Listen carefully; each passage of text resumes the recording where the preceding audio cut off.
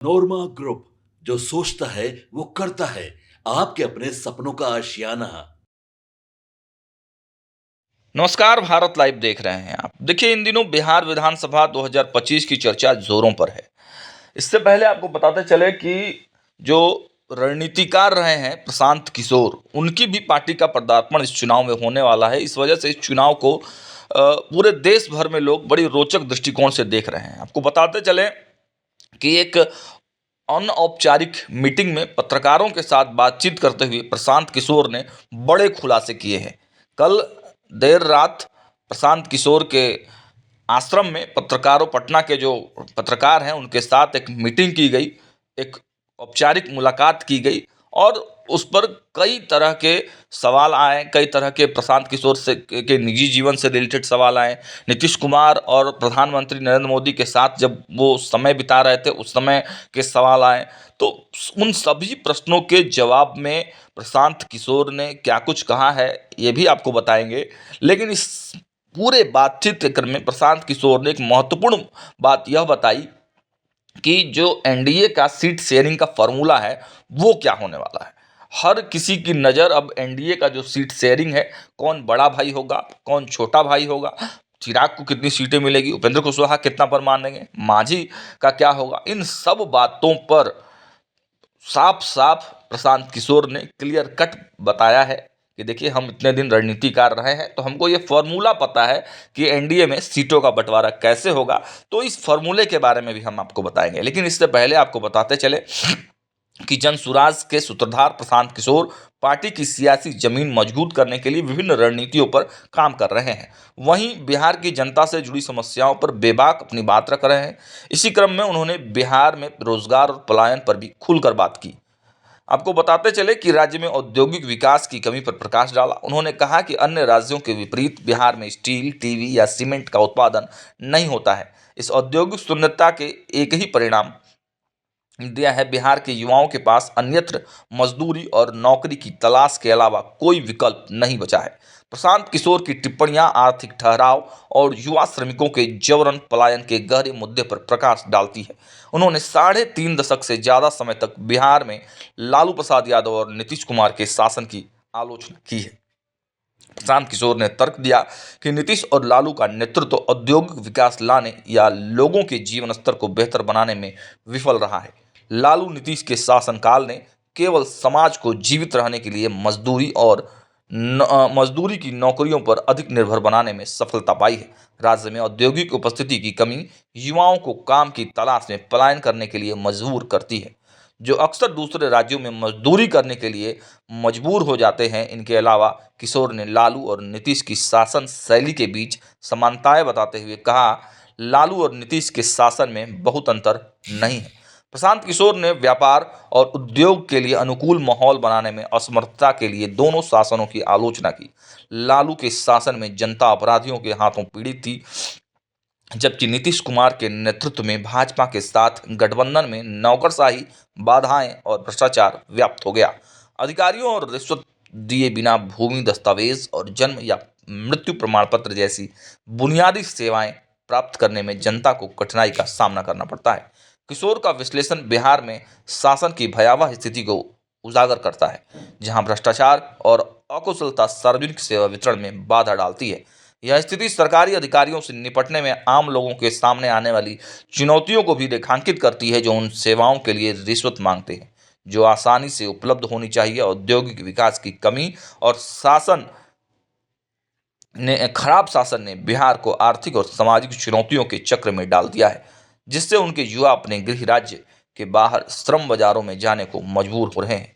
बिहार में लालू नीतीश के 35 साल की प्रशांत किशोर की आलोचना राज्य के आर्थिक और औद्योगिक परिदृश्य की एक निराशाजनक तस्वीर पेश करती है। महत्वपूर्ण विनिर्माण उद्योगों की अनुपस्थिति ने बिहार के युवाओं को अक्सर दूसरे राज्यों में मजदूरी करने के लिए मजबूर कर दिया है।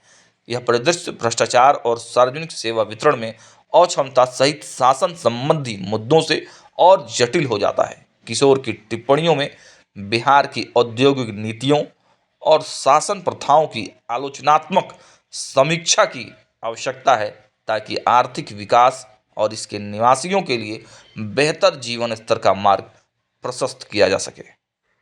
आपको बताते चले कि प्रशांत किशोर से जब अनौपचारिक रूप से यह सवाल किया गया कि एनडीए में सीट शेयरिंग को लेकर काफ़ी सस्पेंस है, भाजपा, जदयू, लोजपा आर के अलावा अन्य घटक दल उपेंद्र कुशवाहा और मांझी अपने तरफ से अपनी अलग अलग दावेदारी कर रहे हैं और मांझी ने तो खुलकर बोल भी दिया है।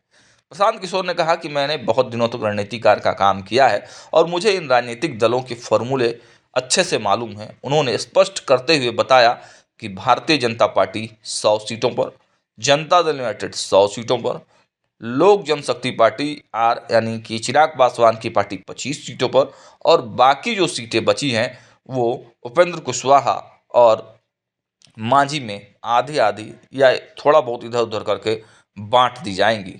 अब देखिए प्रशांत किशोर ने ये फॉर्मूला तो बता दिया है, लेकिन अब देखना यह होगा कि क्या इस फॉर्मूले पर जनता दल यूनाइटेड और भारतीय जनता पार्टी सहमत होकर निर्णय करती है या फिर कुछ अलग इसमें से हो सकता है। हालांकि प्रशांत किशोर ने यह भी बताया कि देखिए ये तो एक मोटा मोटी मैं खाका बता रहा हूँ, लेकिन इसमें 1-2 सीट ऊपर नीचे भी हो सकते हैं। अब देखने वाली बात यह है कि प्रशांत किशोर की रणनीति सही होती है या फिर नीतीश और भाजपा की जोड़ी का जो मास्टर स्ट्रोक है वो सही होता है।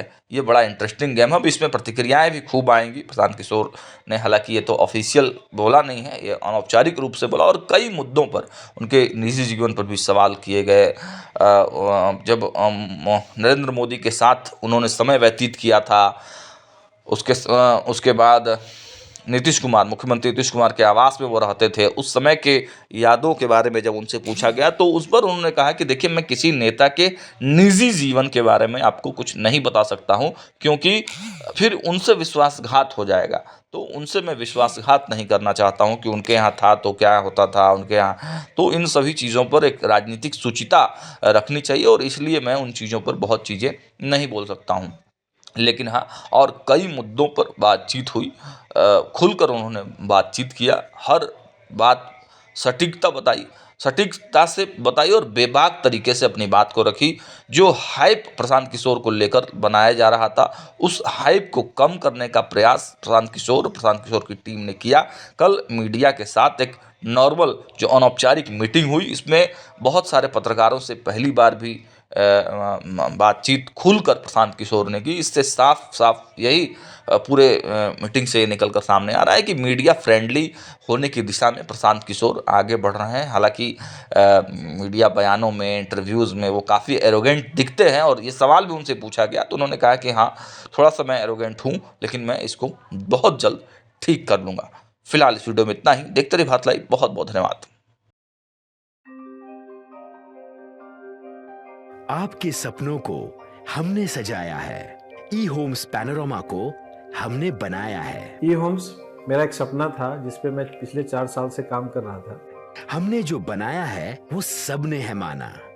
ई होम्स पैनोरमा में हो आपका भी आशियाना।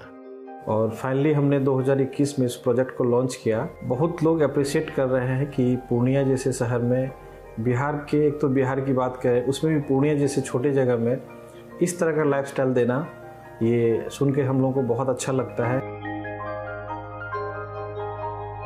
ई होम्स में हमने कुछ और भी किया है, जैसे हम जिस जगह में रह रहे हैं हमारे फैमिली सिक्योर हो, उनको सिक्योरिटी का ध्यान में रखा है। आपकी सुविधा और सुरक्षा आपके लिए खास है, ये आपका विश्वास है। इसमें आर्टिफिशियल इंटेलिजेंस का 7 लेयर सिक्योरिटी का हमने इस्तेमाल किया है। लस ग्रीन कैंपस को बनाया है। यदि हमारा बाउंड्री वाल है तो वो वर्टिकल गार्डन है। ये जितनी भी फैसिलिटी होता है एक इंटरनेशनल टाउनशिप में ई होम्स है, ये हम लोग विश्वास नहीं कर पा रहे हैं। जो भी हमारे मित्र, दोस्त या जो भी हमारे बाहर के बाहर आते हैं तो हम लोगों को बहुत अच्छा सुनने को मिलता है और बहुत अच्छा क्रेडिट मिल रहा है। वो सारा हमने सिर्फ एक बिल्डिंग नहीं बनाया, हमें एक बहुत अच्छा लाइफस्टाइल दिया ई होम्स में, और मेरा एक सपना था जिसको मैं आज फुलफिल होते हुए देख पा रहा हूँ। ये आपका आवास है। ई होम्स पैनोरमा में अब आपका निवास है। E homes panorama, luxurious lifestyle redefined.